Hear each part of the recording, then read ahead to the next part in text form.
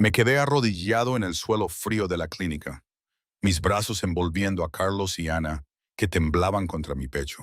Su miedo me calaba hasta los huesos, un frío distinto al de la lluvia torrencial de hace solo un rato. La pantalla del móvil, que acababa de sacar del bolsillo con una mano, la otra no podía soltar a Ana, iluminaba tenuemente el pasillo. Marqué el número de Maggie. Contestó al primer tono, su voz tensa, como si llevara horas esperando mi llamada, como si supiera que algo así, tarde o temprano, iba a pasar. Maggie, dije, mi voz ronca, apenas un susurro que no parecía mío. María se desmayó en la entrada de la finca. Estoy en la clínica del doctor Navarro. La tienen en la sala de urgencias. Silencio. No el silencio de la sorpresa, sino el de alguien que traga saliva con dificultad, el de una verdad que llevaba demasiado tiempo guardada. Luego Maggie habló. Su voz temblaba, pesada de culpa. Señor Valente, hay algo que debo decirle, algo que debí haberle dicho hace mucho tiempo. Apreté la mandíbula hasta sentir el músculo palpitar en mi sien. Solo dos palabras. Dilo. Maggie tomó una respiración profunda y empezó. María se desmayó 2 veces en las últimas 2 semanas, señor. Una vez en la lavandería, mientras doblaba la ropa. Cayó al suelo y la encontré allí, entre las sábanas, pálida como un fantasma. La segunda fue en la cocina, justo después de terminar la cena para los niños. Se dio la vuelta para levantar una olla y las piernas le fallaron. La cogí antes de que se golpeara la cabeza contra la encimera. Le dije que fuera al médico, pero dijo que no tenía dinero. Dijo que solo estaba cansada, que se le pasaría, que lo único que necesitaba era una noche de sueño y estaría bien por la mañana. Le di mi medicación para la presión arterial porque no supe qué más hacer. Escuchaba cada palabra y la rabia comenzó a subirme por el estómago hasta el pecho. La contuve. Ana tenía la cabeza apoyada en mi hombro, los ojos bien cerrados, y Carlos estaba sentado a mi lado en silencio, mirando el suelo. No quería que me oyeran perder el control, así que bajé la voz, más despacio y más fría de lo normal. Esa clase de voz que todos en la familia sabían que era más peligrosa que un grito. ¿Por qué no me dijiste nada, Maggie? ¿Por qué dejaste que esto llegara tan lejos? Maggie empezó a explicarse, sus palabras atropellándose entre respiraciones pesadas. Pensé que era solo cansancio normal. Señor, trabaja muchísimo. Desde la mañana hasta la noche, no solo limpia la casa, señor. Cuida de Ana y Carlos desde que abren los ojos hasta que se duermen. Cocina el desayuno, la comida y la cena para toda la casa. Lava y plancha cada camisa, cada par de calcetines. Limpia todas las habitaciones en los 3 pisos. Nunca se queja, nunca pide un día libre, nunca se sienta a la mesa con nadie a comer y siempre come de pie en un rincón de la cocina o no come nada. Pensé que estaba exagerando cuando se desmayaba. Pensé que quería llamar la atención. Me equivoqué, señor. Sé que me equivoqué. Escuché cada palabra y cada una se sintió como una bofetada. En ese instante, la verdadera magnitud de todo golpeó mi mente con la fuerza de un martillo. María no era una simple limpiadora que Maggie había contratado para fregar suelos y aspirar alfombras. Ella estaba haciendo el trabajo de una niñera, una cocinera, una ama de llaves y una madre sustituta para mis 2 hijos, todo a la vez. Y todo eso por un sueldo en negro de limpiadora que no era suficiente ni para pagarse una comida decente al día. Colgué sin decir una palabra más. No confiaba en mi voz. Temía que si volvía a abrir la boca, lo que saldría no serían palabras, sino el rugido de un hombre que acababa de darse cuenta de que había permitido que una mujer se destruyera bajo su propio techo, mientras él estaba ocupado contando dinero sucio y repartiendo territorio con asesinos. Guardé el teléfono en el bolsillo y miré a mis 2 hijos, sentados junto a mí en el frío suelo del pasillo. Ana seguía apoyando la cabeza en mi hombro, con los ojos hinchados y rojos. Carlos seguía tan rígido como una piedra, pero agarrando el dobladillo de mi camisa mojada con tanta fuerza que no lo soltaba. Me tragué la rabia, forcé mi voz al tono más tranquilo que pude y les pregunté si habían estado con la señorita María todo el día. Ambos niños asintieron a la vez, con un gesto fuerte y decidido, de esos que hacen los niños cuando quieren que los adultos entiendan que su respuesta es sí, que es verdad, que importa. Fue entonces cuando Ana empezó a hablar. No tanto a hablar como a derramarlo todo, como si hubiera habido una presa dentro de ella conteniendo todo aquello durante demasiado tiempo, y alguien finalmente hubiera abierto la compuerta. La señorita María nos hace galletas con pepitas de chocolate todos los martes, papi. Nos enseña a dibujar con crayones y dice que todos los dibujos son bonitos, incluso cuando el mío queda feo. Nos cuenta cuentos todas las noches antes de dormir, y siempre es uno diferente, nunca repite. Juega a los superhéroes con nosotros en el salón, y siempre hace de villana para que nosotros podamos ganar. Hace masa de galletas para que la podamos amasar en la cocina, y nunca grita cuando derramamos harina en el suelo. Nos lleva al jardín de atrás a ver mariposas y nos enseña sus nombres. Aunque no sé si se lo sabe bien, pero suena muy segura. Nos deja plantar semillas de girasol en vasitos de plástico, y todos los días comprobamos si han brotado. Inventa un juego nuevo cada día, papi, cada día. No hay 2 días iguales. Ana habló sin parar, sus ojos brillando a través de lágrimas que no se habían secado del todo. Como si decir todo aquello en voz alta fuera su manera de mantener a María viva, su manera de creer que si papá entendía lo importante que era María, entonces papá no la dejaría morir. Luego habló Carlos, la primera vez que decía algo desde que había visto a María tendida en la entrada. Su voz pequeña y lenta, pero cada palabra clara, como si hubiera sopesado cada una con cuidado antes de soltarla. La señorita María me enseñó a atarme los zapatos, papi. Se sentó en el suelo y me enseñó paso a paso hasta que pude hacerlo. Me enseñó a cepillarme los dientes bien, en círculos, no en líneas rectas. Me enseñó a guardar mis juguetes después de jugar porque dijo, ser responsable de tus cosas es importante. Me enseñó a no dejar comida en el plato porque hay niños que no tienen nada que comer. La señorita María reza con nosotros antes de cada comida. Nos coge de las manos y cierra los ojos y dice, gracias por la comida. Se queda con nosotros todas las noches hasta que estamos completamente dormidos antes de irse. Y canta, Estrellita, ¿dónde estás? Igual que mami. Cuando Carlos dijo mami, su voz se quebró en la última palabra. Y Dante sintió algo surgir de lo más profundo de su pecho y atenazarle la garganta. Lo había olvidado. Había olvidado que Yana solía cantar esa canción, olvidado cómo se sentaba junto a las camas de los niños todas las noches con esa voz suave y cálida. Había permitido que ese recuerdo se desvaneciera junto con el dolor, porque pensó que olvidar era la única manera de seguir viviendo. Solo que ahora se dio cuenta de que no había estado viviendo en absoluto. Solo había estado huyendo. Miró a sus hijos y comprendió que no sabía nada de sus vidas diarias. No sabía qué comían cada mañana. No sabía qué les hacía reír. No sabía qué cosas nuevas aprendían. No sabía quién los bañaba o les leía o se sentaba a su lado cuando tenían miedo a la oscuridad. Era un hombre que controlaba media Barcelona, pero no podía controlar lo que sucedía dentro de su propia casa, a solo unos pasos de la puerta de su dormitorio. Luego Carlos añadió una última frase. Su voz tranquila, pero tan clara que atravesó el zumbido en los oídos de Dante como una cuchilla. La señorita María nunca nos deja, papi. Y esa frase se clavó directamente en el pecho de Dante, no porque fuera triste, sino porque era verdad, una verdad que un niño de 5 años podía ver más claramente que su propio padre, que la que se quedaba con ellos todos los días no era su padre poderoso y rico, sino una ama de llaves delgada y exhausta, tendida en una sala de urgencias, porque Dante Valente era el que siempre se iba.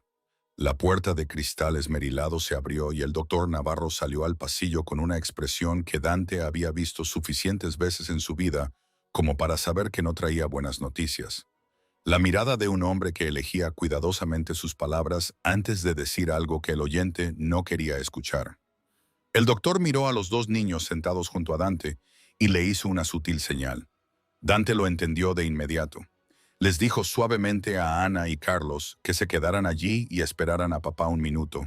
Luego se levantó y siguió al doctor Navarro a un rincón apartado del pasillo, lo suficientemente lejos como para que los niños no oyeran. El doctor Navarro no se anduvo con rodeos. Miró a Dante directamente a los ojos y dijo que la chica sufría de anemia severa, niveles de azúcar en sangre peligrosamente bajos y desnutrición crónica. Su estómago se había encogido significativamente debido a la inanición prolongada, posiblemente de semanas o meses. Su cuerpo estaba en un estado de autodestrucción para sobrevivir, lo que significaba que había quemado toda la grasa disponible y había empezado a quemar músculo. Hizo una breve pausa y continuó. Tiene múltiples moretones antiguos en su cuerpo en diferentes etapas de curación, algunos ya amarillentos, otros todavía de un color púrpura intenso, distribuidos por la espalda y los brazos en patrones inconsistentes con caídas y consistentes con fuerza externa. Y la cicatriz en su antebrazo izquierdo fue claramente causada por un objeto afilado.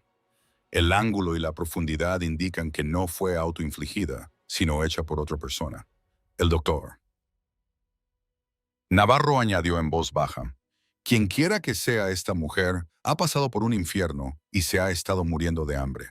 No porque no quiera comer, sino probablemente para pagar algo que considera más importante que su propia vida. Dante se quedó completamente inmóvil, la mandíbula apretada, las manos tensas a los costados, y preguntó con una voz que apenas reconocía como suya si sobreviviría. El doctor Navarro respondió que esta vez sí. Le estaban administrando líquidos, glucosa y electrolitos. Su cuerpo respondería en las próximas horas. Pero Dante, si sigue viviendo así, no. Su cuerpo no tiene nada más que quemar. Está tomando prestado de sus órganos vitales.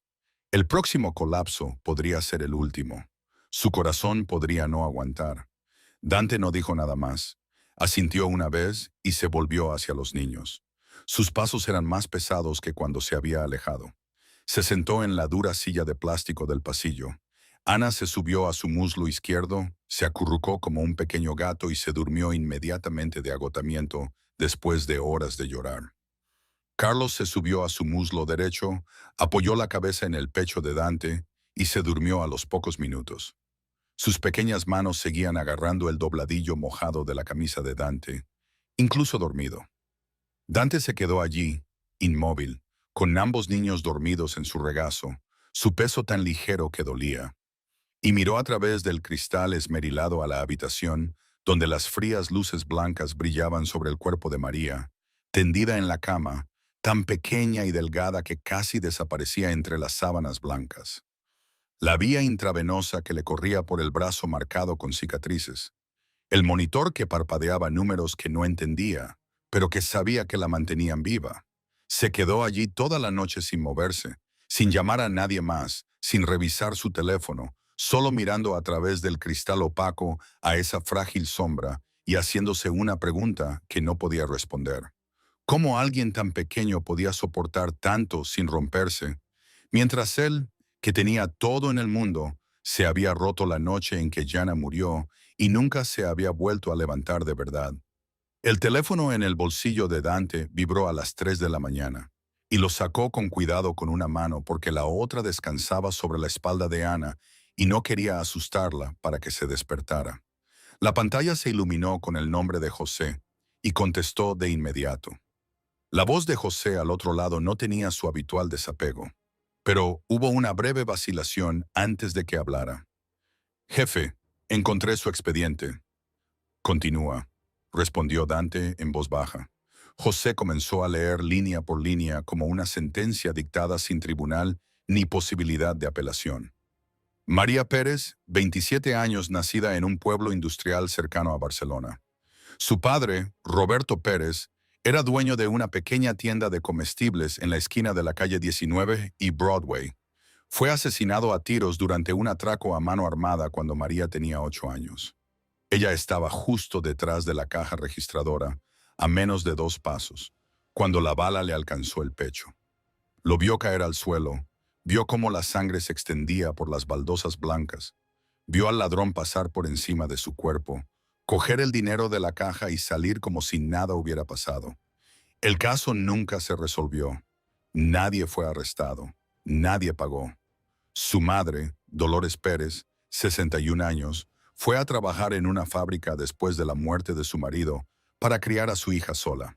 Hace 6 años le diagnosticaron insuficiencia renal crónica en fase terminal y necesita diálisis 3 veces por semana en un hospital de Barcelona. El coste asciende aproximadamente a 8 o 10 mil euros al mes porque no tiene seguro médico. Sus ingresos son demasiado altos para calificar para la seguridad social, pero demasiado bajos para pagar un seguro privado, lo que la deja atrapada en el vacío de cobertura que la Generalitat de Cataluña nunca ha cerrado.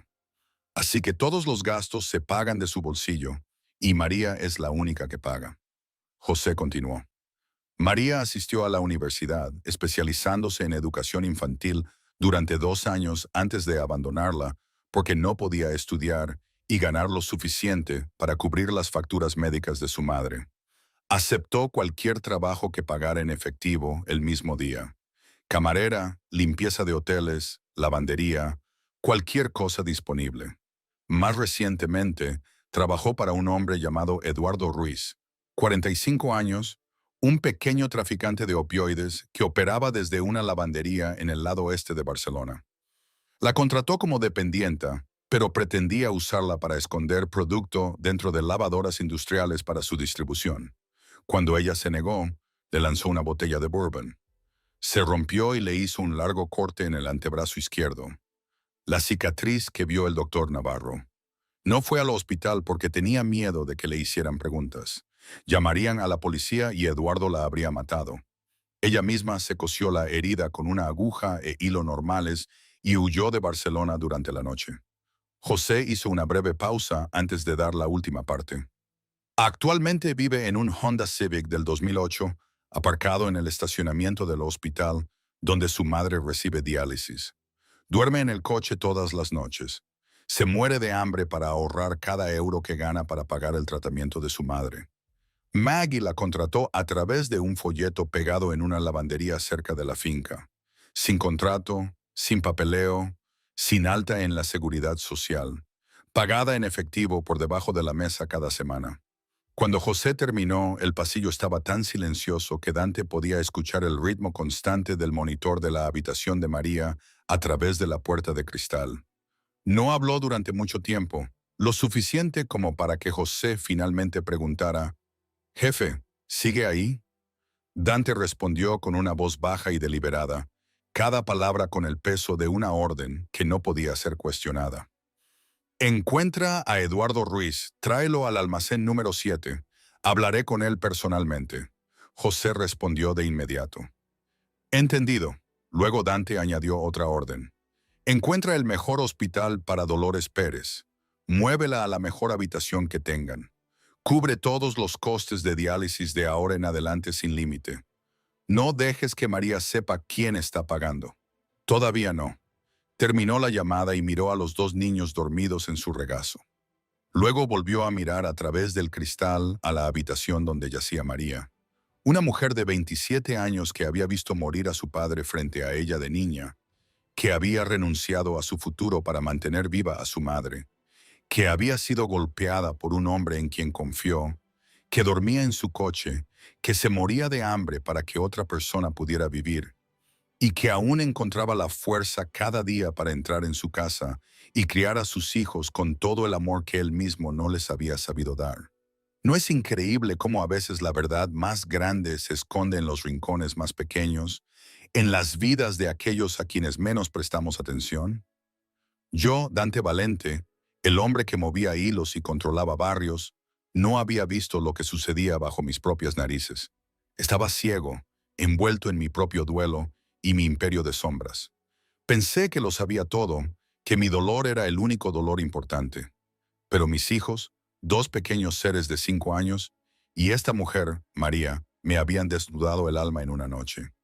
La absurda ironía de todo esto es que mi poder no servía de nada aquí. No podía comprar la vida de María. No podía borrar su pasado. No podía devolverle a su padre. Lo único que podía hacer era intentar reparar lo que yo mismo por negligencia, había permitido. Era una lección humillante, y aún hoy, cuando lo pienso, siento una mezcla de vergüenza y una extraña gratitud. ¿Cuántas veces en la vida nos pasa esto? ¿Cuántas veces el héroe que creemos ser somos en realidad el villano, o al menos el que necesita ser salvado de su propia ceguera? Me gustaría decir que aprendí rápido, pero no fue tan simple. Nada en la vida lo es. 3 días después, María fue dada de alta. José condujo un sub negro para recogerla en la clínica. Abrió la puerta trasera sin decir una palabra. Y María se deslizó en el asiento trasero con ropa limpia que alguien le había traído, en lugar del uniforme empapado de aquella noche. Se sentó inmóvil, mirando por la ventana con las manos apretadas en el regazo, porque no sabía realmente a dónde la llevaban.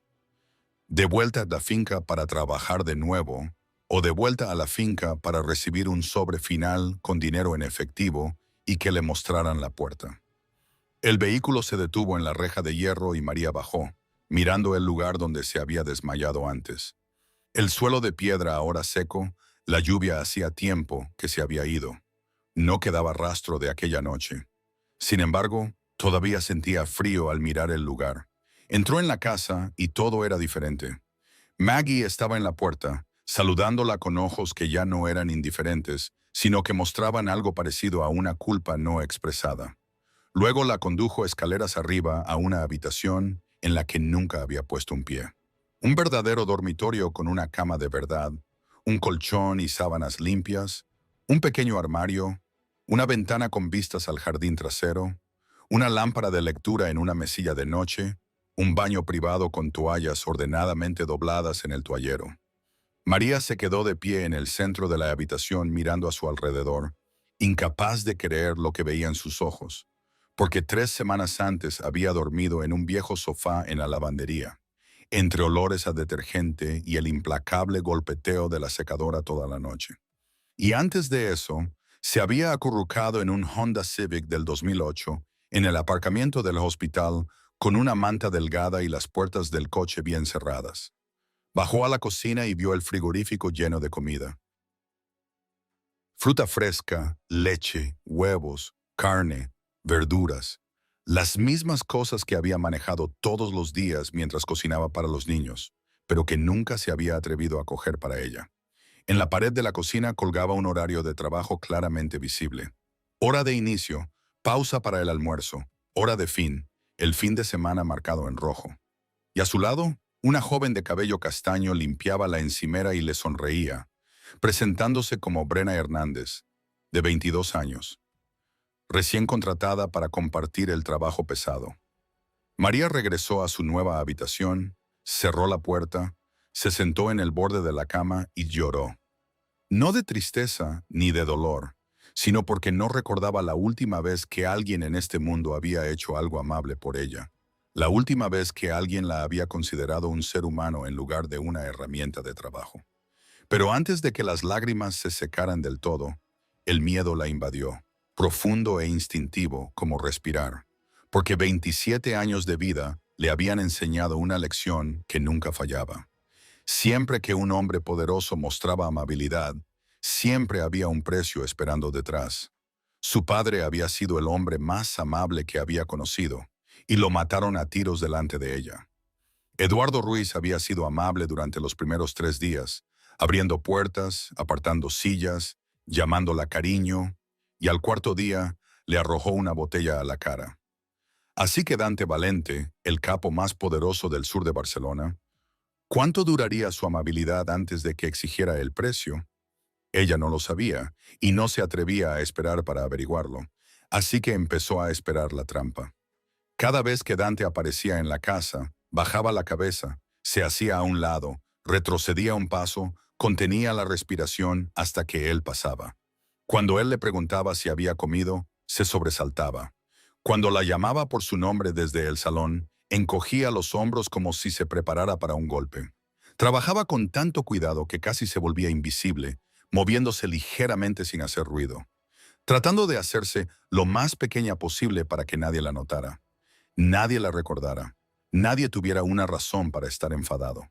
El único hilo que la mantenía en esta casa no era la nueva habitación, ni el horario publicado, ni el frigorífico lleno. Eran Ana y Carlos, los dos niños que la abrazaban cada mañana cuando entraba en la cocina, le tiraban de la mano para correr al jardín trasero, le dibujaban con crayones y los pegaban en el frigorífico, y la llamaban señorita María, con una confianza que nunca había recibido de nadie en sus 27 años de vida. La primera semana después del regreso de María, yo llegué a casa a las 10 de la noche en lugar de a medianoche. La segunda semana, a las 8. La tercera semana, a las 7, y me di cuenta de que a las 7 era la hora en que los niños cenaban. Me quedé en el umbral de la cocina y vi una escena que nunca había presenciado dentro de mi propia casa. Ana sentada en la silla alta con las piernas colgando sin tocar el suelo, hablando sin parar sobre una mariposa que había visto en el jardín esa tarde. Carlos sentado a su lado, comiendo arroz lentamente mientras escuchaba la historia de su hermana, y María de pie junto a la mesa, dejando un plato de sopa caliente y sonriendo mientras escuchaba a Ana como si una historia sobre una mariposa amarilla en el jardín fuera la historia más importante que jamás había oído. Entré en la cocina y los tres levantaron la vista. Ana gritó, ¡Papi! Y siguió hablando inmediatamente porque no podía detenerse a mitad de la historia. Carlos me miró y asintió levemente, y María retrocedió instintivamente. Bajó la mirada y se movió silenciosamente hacia el fregadero, como si intentara desaparecer de la habitación. Saqué una silla y me senté a la mesa con mis hijos por primera vez desde que Jana murió. Antes de eso, siempre había comido solo en mi despacho del tercer piso, rodeado de expedientes y teléfonos sonando, o en el restaurante de la familia, en medio de negociaciones que nunca terminaban. Ana inmediatamente comenzó a contarme todo lo que había sucedido ese día. La señorita María me enseñó a dibujar un gato hoy, papi, pero el mío parecía más un perro, y la señorita María dijo que estaba bien porque el arte ya es libertad. Y Carlos añadió en voz baja que la señorita María nos dejó plantar otra taza de semillas de girasol porque la primera ya había brotado. Escuché y me di cuenta de que eran esas pequeñas piezas de la vida diaria de mis hijos, lo que me había perdido durante 2 años. Piezas que María había creado silenciosamente para ellos con las manos vacías y un corazón que no pedía nada. A partir de esa noche, cené con mis hijos todos los días. Me sentaba a la mesa de la cocina observándolos comer y hablar. Luego me sentaba en el salón observándolos jugar y observaba a María. Se sentaba en el suelo a la altura de los ojos de los niños cuando jugaba con ellos, nunca de pie sobre ellos, nunca hablándoles desde arriba. Explicaba todo con una voz suave y paciente. Incluso cuando Ana hacía la misma pregunta por quinta vez, nunca levantaba la voz, nunca perdía los estribos, nunca suspiraba ni mostraba agotamiento delante de ellos, aunque yo sabía que todavía estaba débil. Escuchaba cada pregunta tonta que Ana hacía como si fuera lo más importante del mundo, y respondía a Carlos con la seriedad que necesitaba porque odiaba que lo trataran como a un bebé, aunque solo tuviera 5 años. Lo observé todo desde el sillón en la esquina del salón y comprendí por qué mis hijos la querían tanto. Porque les daba algo que ninguna cantidad de dinero podía comprar y ningún poder podía forzar: atención completa. Una tarde subí hacia mi despacho y oí un canto suave que venía del dormitorio de los niños. Me detuve fuera de la puerta entreabierta y miré. María estaba sentada en el borde de la cama de Ana, su mano alisando el cabello de la niña mientras Ana yacía acurrucada bajo la manta con los ojos cerrados. Y María cantaba, «Estrellita, ¿dónde estás?», con una voz tranquila y ligeramente ronca, tan suave que la habitación parecía aquietarse con cada nota. Carlos dormía en la cama de al lado, pero su pequeño brazo aún se extendía por el espacio entre las camas, su mano envuelta alrededor de la muñeca de María. Incluso dormido, no la soltaba. Me quedé de pie fuera de la puerta en las sombras del pasillo, apoyando la espalda en el marco de la puerta, y escuché esa canción. La canción que Jana solía cantar todas las noches a los niños antes de que la matara la bomba en el coche destinada a mí, mientras iba a recogerlos a la guardería. La canción que yo había intentado olvidar junto con cada recuerdo de ella, porque recordar dolía demasiado y olvidar era más fácil. algo dentro de mi pecho. La gruesa capa de hielo que había construido durante 2 años con violencia, alcohol, noches sin dormir y enemigos despachados en la oscuridad, comenzó a resquebrajarse lenta e inconfundiblemente, como el sonido de un cristal fracturándose. Pero no entré en la habitación, no dije nada, no dejé que María supiera que estaba allí, porque no sabía cómo expresar ningún sentimiento más allá de órdenes y dinero. Sabía cómo mandar a 100 hombres, cómo negociar con enemigos, cómo mantener la calma con un arma apuntándome a la cabeza. Pero no sabía cómo darle las gracias a una mujer que estaba cantando para que mis hijos se durmieran. Simplemente me quedé allí en la oscuridad del pasillo y escuché hasta que la canción terminó, y la respiración constante de Ana me dijo que estaba completamente dormida. Maggie me contó después, la pobre, con los ojos llenos de una mezcla de arrepentimiento y una especie de cansancio que solo se ve en quienes cargan secretos pesados.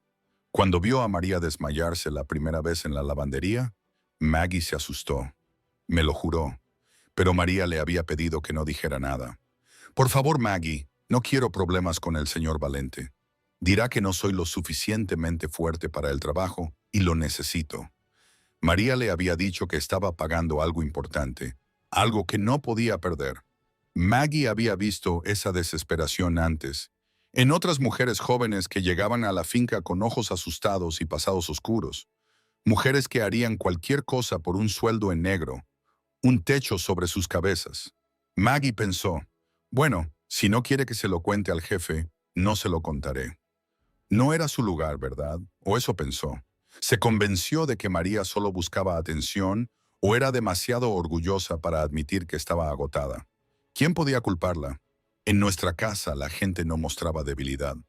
Maggie, a su manera, también era una superviviente. Se equivocó, claro, y lo pagó con una culpa que le roía por dentro. A veces las buenas intenciones se mezclan con el miedo y la ignorancia, y el resultado es un desastre. David Sabatini sabía todo antes de que yo me diera cuenta de que estaba dejando una apertura, porque en el Hampa de Barcelona ningún secreto sobrevive más de una semana. Y el hecho de que el jefe de los Valente hubiera empezado a llegar a casa a las 7 de la tarde en lugar de a medianoche, perdiéndose 2 reuniones consecutivas de reparto de territorio, delegando un envío de 600,000 euros a su jefe de seguridad cuando siempre había supervisado esas cosas personalmente, era una noticia lo suficientemente grande como para llegar a todas las familias rivales en cuestión de días. David fue el primero en moverse. Envió a 2 hombres a vigilar la finca Valente durante una semana entera, registrando horas de entrada y salida, contando guardias, mapeando los horarios de todos los que estaban dentro, e identificó el punto más débil, no la reja de hierro o el sistema de cámaras, sino la delgada ama de llaves que regularmente sacaba a los 2 niños por la tarde en un vehículo de la finca, con un solo guardia acompañándolos. Aquella tarde era un jueves cualquiera. Maggie envió a María a comprar suministros de cocina adicionales a una tienda a unos 15 minutos de la finca, y Ana y Carlos insistieron en acompañarla porque no querían estar lejos de María, ni siquiera por una hora. El guardia los llevó a los 3 y esperó en el aparcamiento. Cuando María sacó a los niños de la tienda al anochecer, un SUV negro sin matrícula se detuvo junto a su coche, y 2 hombres bajaron, grandes, vestidos de negro, moviéndose directamente hacia ellos a un ritmo que no era un paseo. El guardia reconoció la amenaza de inmediato y metió la mano en su chaqueta. Pero un tercer hombre apareció por detrás y lo derribó antes de que pudiera sacar su arma. María vio caer al guardia y su instinto se activó al instante. No el instinto de entrenamiento, sino el instinto de alguien que había vivido toda su vida con miedo y sabía exactamente lo que su cuerpo tenía que hacer cuando el peligro se acercaba. No gritó, no corrió. Empujó a Ana y Carlos detrás de ella con ambas manos y se plantó delante de ellos, los brazos abiertos para proteger los 2 pequeños cuerpos a su espalda. Todo su cuerpo temblaba, pero sus pies se mantenían firmes. Ni un solo paso atrás. Se quedó allí en el aparcamiento, frente a los 2 hombres que avanzaban hacia ella sin moverse, porque una vez se había interpuesto entre su padre y una bala a los 8 años, aunque no pudo detenerla. Una vez se había interpuesto entre Eduardo y la puerta, sabiendo que sería golpeada, y ahora se interponía entre dos niños y lo que fuera que viniera, porque eso era lo único que sabía hacer. Ana gritó y se aferró a la pierna de María por detrás. Carlos agarró la mano de María y no la soltó. Su rostro pálido, pero no lloraba. Solo se aferraba más fuerte. Los dos hombres se detuvieron a menos de 3 pasos cuando los neumáticos chirriaron, y José llegó con 3 guardias en un vehículo que los había estado siguiendo a una distancia segura, algo que María nunca supo. José levantó su arma, y los dos hombres se giraron y huyeron de vuelta al sub negro y desaparecieron en la noche. Nadie resultó herido, pero María no pudo quedarse de pie después. Se desplomó sobre el asfalto, abrazando a ambos niños y no los soltaba. José tuvo que llevarlos a los 3 al coche y regresar a la finca. Y durante todo el camino no habló, sus ojos abiertos y sin parpadear, sus brazos aferrados a los niños como si alguien pudiera arrancárselos en cualquier momento. De vuelta en la casa, no fue a su propia habitación, sino que se sentó en la esquina del dormitorio de los niños, sosteniendo a Ana y Carlos, los ojos fijos en la puerta, su cuerpo en modo de defensa total, un estado que conocía demasiado bien después de haber vivido en él casi toda su vida. Yo estaba en medio de una reunión con 2 contactos de distribución cuando José llamó con el informe. Me levanté a mitad de la frase y salí sin explicación. Volví a la finca en 12 minutos en lugar de 20. Fui directamente al dormitorio de los niños y vi a María sentada en el rincón oscuro, abrazando a Ana y Carlos. Ana ya dormida de agotamiento, contra el pecho de María, mientras Carlos permanecía despierto y levantó la vista cuando entré. Fui hacia María y no me quedé de pie sobre ella. Me arrodillé a la altura de sus ojos, lento y deliberado para no asustarla más. Y miré directamente a sus ojos marrones, grandes y atormentados, y le dije que no permitiría que nadie tocara a mis hijos y que no permitiría que nadie la tocara a ella, que esa era mi palabra. María me miró y por primera vez desde que entró en esta casa, no bajó la mirada ni se hizo a un lado. Me miró directamente a los ojos, y en los ojos oscuros del capo más frío de Barcelona, vio algo que no esperaba. No rabia, no cálculo, sino miedo. El miedo a perder de nuevo a las personas que le importaban. Un miedo idéntico al que ella veía en el espejo cada día. La primera noche después del incidente en el aparcamiento, María no pudo dormir. Yacía en la cama de su habitación privada, mirando al techo con los ojos bien abiertos. Y cada vez que los cerraba, la oscuridad tras sus párpados se convertía en el aparcamiento al anochecer con 2 hombres caminando directamente hacia ella. Luego el aparcamiento se convertía en la tienda de comestibles en su pueblo, con el estallido de un disparo, y su padre cayendo al suelo, mientras la sangre se extendía por las baldosas blancas. Luego la tienda se convertía en la trastienda de la lavandería, con Eduardo sosteniendo el cuello roto de una botella de bourbon y ella levantando el brazo para bloquearlo y sintiendo el cristal cortando su piel. Todo se mezclaba en un bucle interminable del que no podía escapar. Se levantó de golpe, gritando a las 2 de la mañana, su camisa empapada en sudor, su corazón latiendo como si fuera a salírsele del pecho, sus manos agitándose en la oscuridad, buscando a Ana y Carlos antes de recordar que los niños dormían seguros en la habitación de al lado. La segunda noche fue igual. La tercera noche fue igual. Todas las noches se despertaba al menos 2 veces con gritos que no podía controlar, y su cuerpo temblaba tan fuerte que sus dientes castañeteaban. El trauma no era nuevo. Había vivido dentro de ella desde que tenía 8 años. Pero el ataque en el aparcamiento fue como un martillo golpeando una vieja grieta, y todo lo que había enterrado durante casi 20 años estalló de repente. No le dije nada al respecto. Pero al día siguiente, una mujer llamada doctora Viviana llegó a la finca, una psicóloga especializada en trauma. Venía 3 mañanas a la semana, mientras los niños estaban en la guardería, y se sentaba con María en el salón, hablando con una voz suave que nunca forzaba nada. María no sabía quién la había contratado ni quién la pagaba, pero sabía que no era Maggie y no era José. Y todas las noches después de eso, cuando María se despertaba gritando y yacía jadeando en la oscuridad, oía un suave golpe en la puerta de su dormitorio. 2 golpes. Luego mi voz al otro lado, baja y constante. María, estás a salvo. Estoy aquí mismo. No abría la puerta, no entraba, no preguntaba si estaba bien. Solo decía esas palabras y luego permanecía en silencio. Y ella se quedaba allí escuchando el sonido de mi respiración tranquila al otro lado de la puerta, hasta que su corazón se calmaba y volvía a dormirse. Todas las noches era lo mismo. Las 2 de la mañana, las 3 de la mañana, las 4 de la mañana, a la hora que gritara.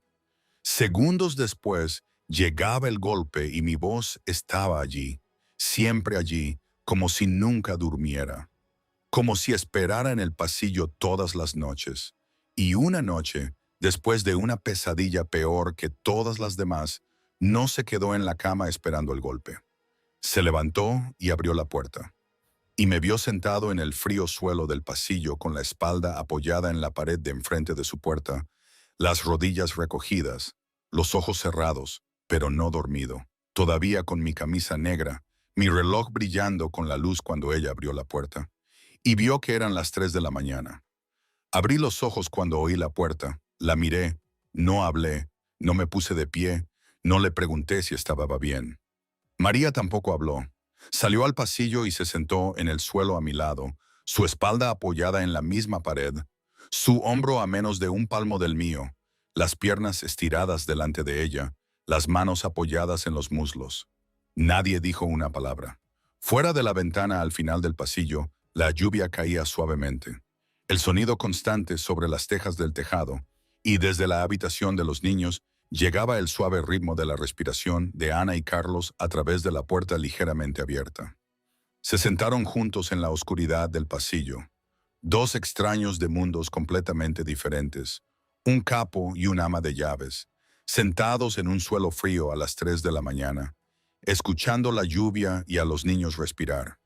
Y nadie necesitaba hablar porque el silencio decía lo suficiente.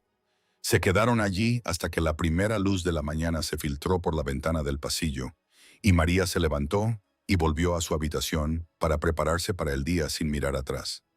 A partir de esa noche, cada vez que tenía pesadillas, abría la puerta y yo estaba allí, sentado en el suelo en el mismo sitio, sin tocarla, sin forzarla a hablar, sin preguntar qué necesitaba, solo estando allí.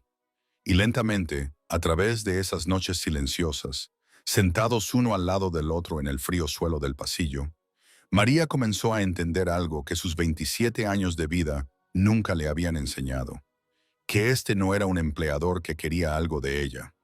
Este era un hombre que había olvidado cómo preocuparse por alguien y estaba sentado en el suelo frío todas las noches para aprenderlo de nuevo desde el principio. David Sabatini no era el tipo de hombre que cometía el mismo error 2 veces de la misma manera. La primera vez envió hombres a amenazar en el aparcamiento. Fue una sonda para probar la respuesta y medir cuánto tardaba José en aparecer. La segunda vez actuó directamente. Un domingo por la tarde, María llevó a Ana y Carlos a un pequeño parque, al final de una calle tranquila en las afueras del oeste, un lugar que los niños adoraban por los viejos columpios bajo un gran roble y porque casi nunca había nadie más aparte de ellos. 2 guardias los acompañaban a una distancia de unos 10 pasos, uno vigilando por delante y otro por detrás. María estaba empujando a Ana en el columpio, mientras Carlos estaba sentado en el césped, dibujando en la tierra con un palo, cuando 2 golpes secos y afilados sonaron en rápida sucesión por detrás. No eran disparos, sino el sonido de culatas de pistola golpeando cuellos. Ambos guardias cayeron al césped antes de que pudieran darse la vuelta. Todo sucedió en menos de 20 segundos. Una furgoneta blanca sin distintivos chirrió a lo largo del borde del parque. 3 hombres salieron corriendo. Uno agarró el brazo de María y la tiró hacia atrás. Uno levantó a Ana gritando del columpio. Uno levantó a Carlos a pesar de que el niño pataleaba salvajemente. Los 3 fueron arrojados a la furgoneta y las puertas se cerraron de golpe antes de que el grito de Ana pudiera propagarse. Fueron llevados a un almacén abandonado en el sur de Barcelona. Paredes de ladrillo descorchado, suelos de hormigón agrietados y manchados de aceite viejo. La única luz provenía de unas pocas bombillas desnudas que colgaban del techo parpadeando en amarillo. David Sabatini estaba en el centro del almacén con un teléfono en la mano. Marcó mi número y cuando la llamada fue contestada, habló lentamente. Tengo a tu bonita ama de llaves y a tus 2 hijos. Entrégame todo el territorio occidental en 12 horas. Sin negociación, sin regateo. 12 horas. Estaba en mi despacho de la finca oyendo esas palabras y mi mano apretó el teléfono hasta que la carcasa se agrietó bajo mis dedos. No grité, no maldije, no amenacé, porque por primera vez en mi vida lo que sentí no fue la rabia familiar, sino puro terror. El mismo terror que había sentido exactamente una vez antes, cuando recibí la llamada de que Yana había sido emboscada de camino a recoger a los niños. Porque esto no se trataba de perder envíos, ni dinero, ni territorio. Esto se trataba de perder a mis hijos y perderla a ella. En el almacén, las manos de María estaban fuertemente atadas a la espalda con bridas de plástico que le cortaban las muñecas hasta que se le pusieron moradas. Pero aún así atrajo a Ana y Carlos hacia su cuerpo, usándose a sí misma como escudo. Su espalda hacia los hombres de David, de modo que si alguien golpeaba, sería su espalda la que recibieran el golpe y no los niños. Ana sollozaba con el rostro pegado al pecho de María. Carlos se sentó apretado a su lado, mordiéndose el labio inferior hasta que sangró, tratando de no llorar, su mano aferrada a la camisa de María. María se inclinó cerca de los oídos de los niños y comenzó a cantar suavemente. Su voz temblaba claramente, pero no se detuvo. Estrellita, ¿dónde estás? La canción que les cantaba todas las noches para dormirlos, la canción que su madre había cantado una vez, y entre las notas temblorosas, les susurró que papá vendría. Papá siempre viene. Solo tenían que confiar en ella. Papá vendría. Uno de los hombres de David se acercó a María porque el canto le molestaba. Le dijo que se callara. María no lo hizo. La abofeteó con fuerza en el lado izquierdo de la cara, ladeándole la cabeza y partiéndole el labio. Antes de que pudiera retirar la mano, Carlos se abalanzó y le dio una patada directa en la espinilla con toda la fuerza que tenía un niño de 5 años y gritó con una voz temblorosa, pero feroz, que no tocara a la señorita María. El hombre miró al niño con sorpresa y empezó a reír, pero la risa se vio interrumpida por una explosión en la puerta del almacén. José lideraba un equipo de asalto de 12 hombres que irrumpía. Todo sucedió rápido y brutal. Disparos, cristales rotos, gritos, linternas destellando en la oscuridad. Y en menos de 4 minutos, todos los hombres de David estaban en el suelo. Yo me encargué de David personalmente después, en una trastienda del almacén a la que nadie, excepto José, tenía permitido entrar, y nadie nunca preguntó qué sucedió dentro. Luego corrí a la zona principal del almacén. Mis ojos escanearon hasta que los encontré en un rincón oscuro al fondo. María sentada con la espalda contra la pared, abrazando a Ana y Carlos con fuerza, sus manos aún atadas, sus labios aún sangrando, pero los niños a salvo en su abrazo sin un rasguño. Corrí hacia ellos y me arrodillé delante, corté las bridas de las muñecas de María con mi cuchillo, luego los abracé a los tres y los mantuve apretados. Ana gritando, ¡Papi! Carlos aferrado a mi cuello, y María por primera vez desde que entró en esta casa no se apartó, no se encogió, no me evitó. Apoyó la cabeza en mi pecho y lloró. Lloró de verdad, porque por primera vez en su vida alguien había venido cuando ella llamó. Después de la noche en el almacén, ordené una actualización completa del sistema de seguridad de la finca. Se añadieron sensores de movimiento a los muros perimetrales. Cámaras infrarrojas cubrieron todos los puntos ciegos. El equipo de guardias aumentó de 4 a 8, rotando en 3 turnos las 24 horas del día. La reja de hierro fue reemplazada por una reja de acero más gruesa con cerraduras electrónicas, y nadie entraba ni salía sin pasar al menos 2 capas de verificación. Llamé a José a mi despacho y le dije simplemente que a partir de entonces él se encargaría de casi todas las operaciones externas, reuniones con contactos de distribución, transacciones territoriales, negociaciones con otras familias, y yo solo intervendría cuando se requiriera una decisión final.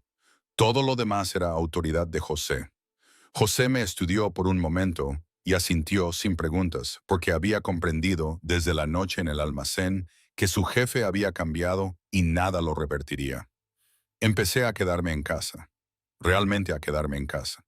No el tipo de volver solo para encerrarme en la oficina, sino estar en casa con mis hijos, con María, con risas y el sonido de pies corriendo por los pasillos. La primera mañana, entré en la cocina y le dije a María que quería hacer tortitas para los niños yo mismo. María me miró sorprendida, pero se hizo a un lado. Mezclé la masa, siguiendo una receta en mi teléfono, y la vertí en la sartén. La primera tanda se quemó. La segunda se quemó por un lado y se quedó cruda por el otro. La tercera se pegó a la sartén y tuve que rasparla con una espátula. Ana se sentó en su silla alta, riendo tan fuerte que casi se cae.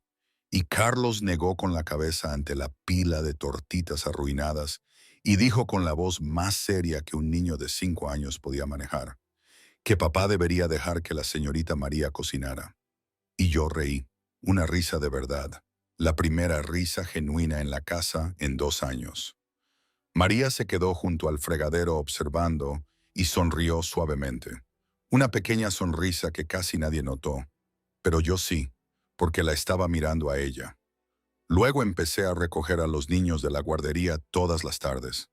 El coche blindado seguido por 3 guardias, pero yo al volante. Ana se lanzaba al asiento cada día hablando sin parar de la guardería. Carlos más tranquilo, pero ocasionalmente señalando por la ventana y diciendo, «Papi, mira». Y cada vez que Carlos hablaba, yo seguía la dirección de su dedo, incluso cuando era solo un pájaro en un cable o un camión de bomberos aparcado en la calle. Empecé a aprender las cosas que un padre debería haber sabido hace mucho tiempo.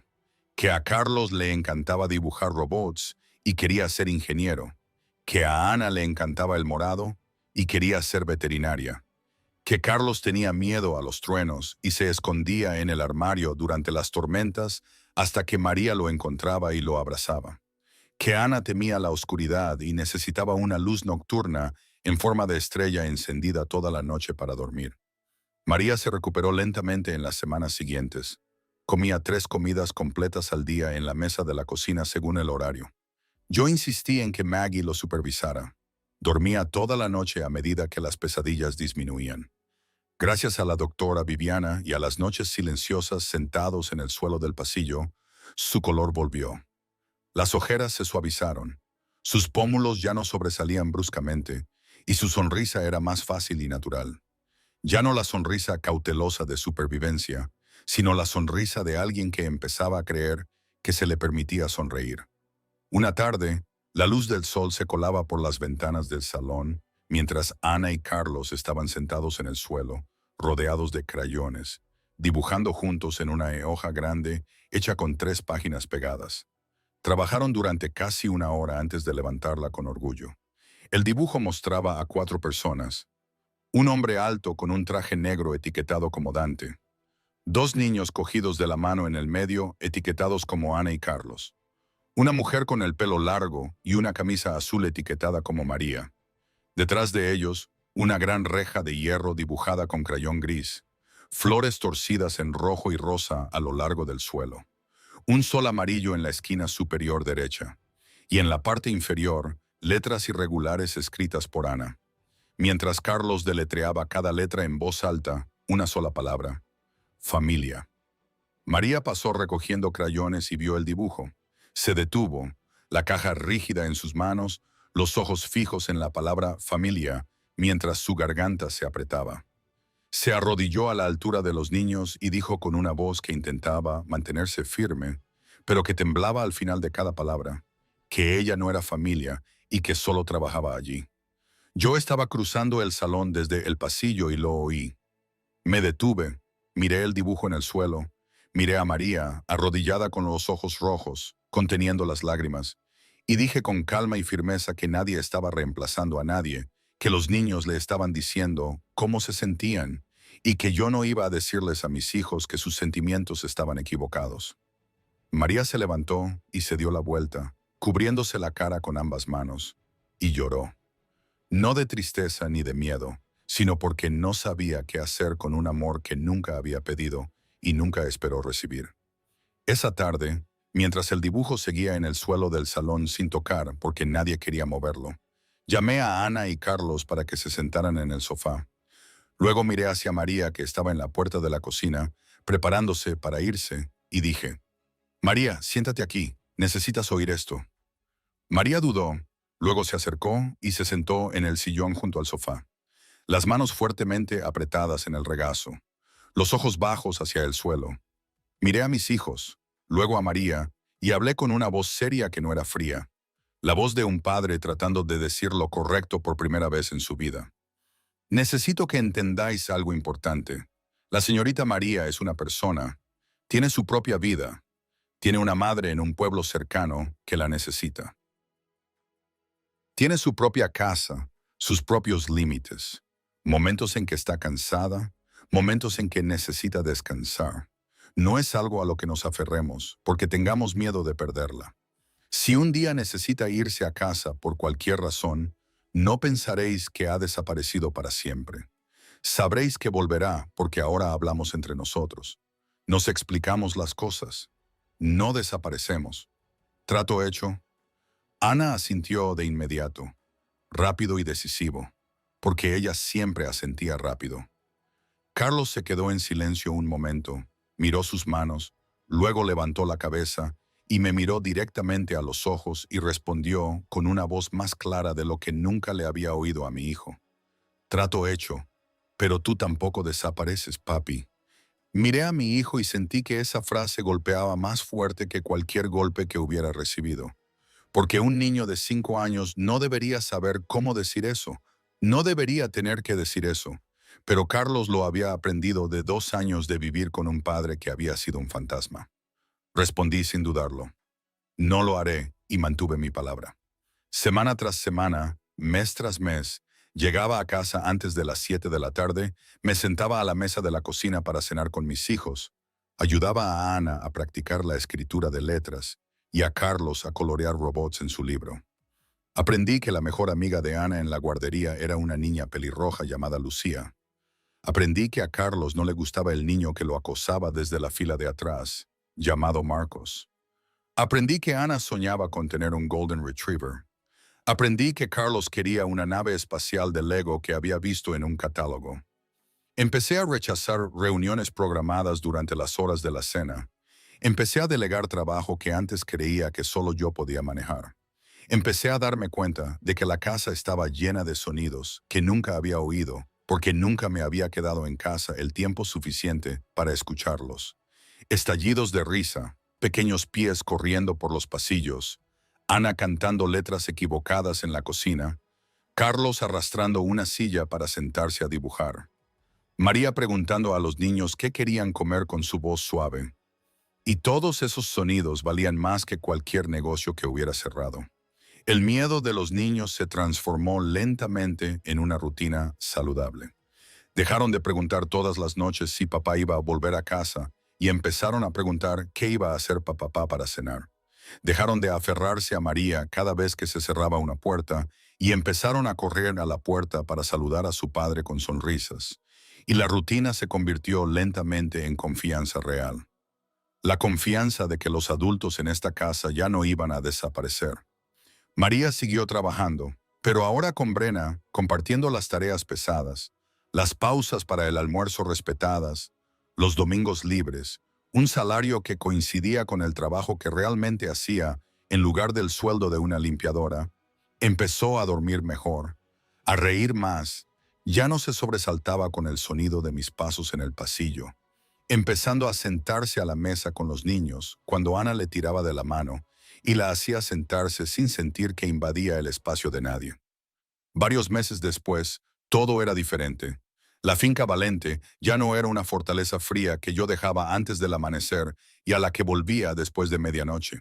Se había convertido en un hogar lleno de risas, con el sonido de pequeños pies corriendo, con el olor a horneado que subía de la cocina al segundo piso cada mañana. Una tarde de finales de otoño al atardecer, La luz naranja rojiza se extendía por el césped frente a la finca. María estaba en el mismo lugar donde una vez se había desmayado, frente a la reja de hierro. La piedra bajo sus pies era la misma piedra de aquella noche, pero ella era diferente ahora. Su espalda recta, su piel sana, sus ojos brillantes, sin temblores, sin miedo, su cabello más largo y recogido pulcramente en la nuca, la cicatriz en su brazo al descubierto bajo el sol de la tarde, porque ya no necesitaba esconderla. Carlos y Ana se perseguían en el césped dentro de la reja. Sus risas estridentes resonaban por el patio. Ana corría más rápido, pero Carlos era inteligente, cambiando constantemente de dirección hasta que ella cayó en el césped, y ambos rodaron riendo.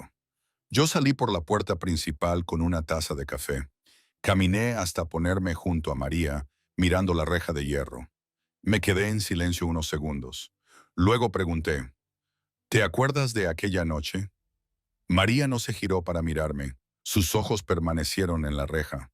Respondió, lo recuerdo todo, el miedo, el agotamiento, la vergüenza. Recuerdo que estaba tumbada en esa piedra y no podía levantarme. Recuerdo que pensé, esto es todo, así es como desaparezco. Pero también recuerdo a los niños llorando por mí y a usted llevándome bajo la lluvia. Y recuerdo que pensé que me despedirían a la mañana siguiente. Asentí levemente y dije, y yo pensé que pagar a tiempo era suficiente. Pensé que escribir un cheque cada semana significaba que hacía mi parte. Ambos nos equivocamos, pero lo arreglamos. Me giré para mirarla y continué. Mi voz ya no fría como en los primeros días, pero aún directa y clara porque era la única forma en que sabía hablar en serio. María, quiero ser directo contigo. Si quieres quedarte, quiero que te quedes con un empleo legal, alta en la seguridad social, seguro médico, vacaciones pagadas, todo según la ley, con apoyo real siempre que lo necesites, con un respeto que signifique algo, no solo palabras. Y si quieres irte, si quieres empezar de nuevo en otro lugar, construir algo nuevo, lo entenderé.